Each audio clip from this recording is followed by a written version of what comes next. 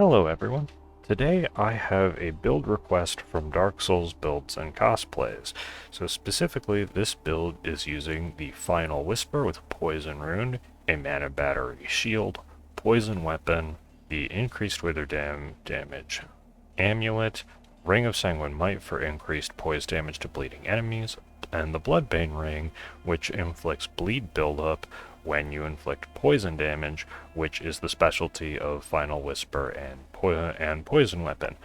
The fashion request was anything of my choosing, so be prepared to be stared at by a disgusting eyeball. So the exact quote that I had of accepting the challenge is, "The hosts are going to have a miserable time. Graveyard fog, poison fog, punching people. What's not to love? Dying, probably.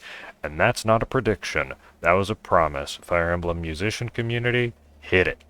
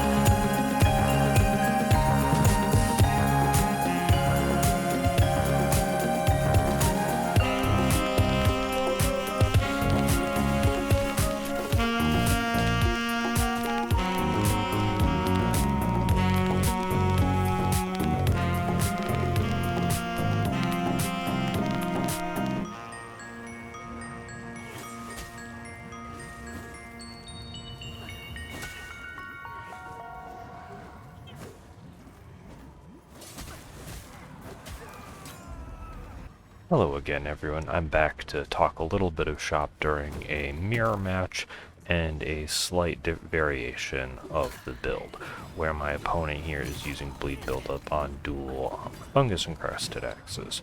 But first, again, I want to thank Mike at Dark Souls Builds and Cosplays for the suggestion. This was a ton of fun, and I hope that the highlight reel was fun, but also really showed the strong suits of the strong points of the build and this setup. So the weak points, which I do want to touch on because that was just a very positive focused highlight reel. The first two I would say that are generally difficulties of using fist weapons is that they do low poise damage and they have not amazing reach. So sometimes hitting people can be really hard, and depending on what armor your opponent's wearing and if they're wielding like a grand sword, you just might not be able to poise break them, so you're going to rely on spells or other stuff in order to have to deal your damage, and that can potentially be very frustrating. And with the short range, it is sometimes a lot harder to hit two people, or to be able to do a turn and burn. But that's just the general stuff about fist weapons, but they're still very, very workable, and if you can poise break someone, you absolutely just shred them. So there's not, like, it's a little bit of a very sharp double-edged sword. The second two counterpoints, those very well could just be user error. This is a very spell-focused build, being almost entirely umbral, so the base damage of Final Whisper is like I might as well be hitting them with a pillow if this weapon doesn't have the buff on it. So that is one point that is not amazing, especially with depending on if you're running longer fights, or if you get jumped and aren't really able to put the buff on your weapon. And the second one was the Ring of Sanguine Might seemed a little bit overkill. In the fights where I was where I was able to poise break and shred opponents up really nicely, it felt redundant that they would be dead already, and I wasn't really necessarily getting the posture break. And in the fights where I had to run because my opponent had a bunch of poise, I just wasn't getting them to bleed out at all, so it was just a dead ring slot. So again, since I'm using a very much umbral spell focused support build, it is well, I'll give those 2 points user error. And here I'm just showing a quick contrast with Elian the Starved Sword, and how much easier it is how much more relaxed I am when I can actually just hit people. It is a lot easier when I can just run around and just try and smack them and not have to worry about the range or poise nearly as much.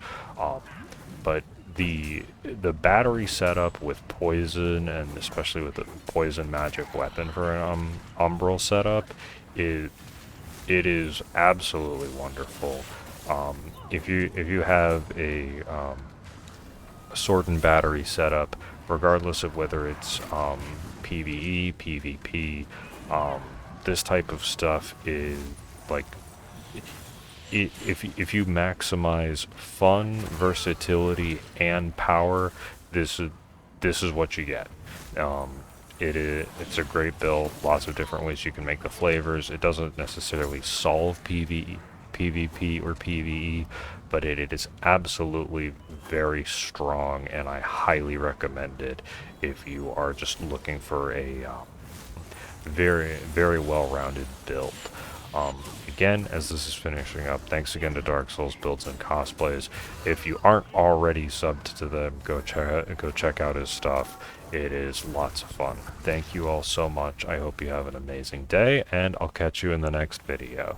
See ya!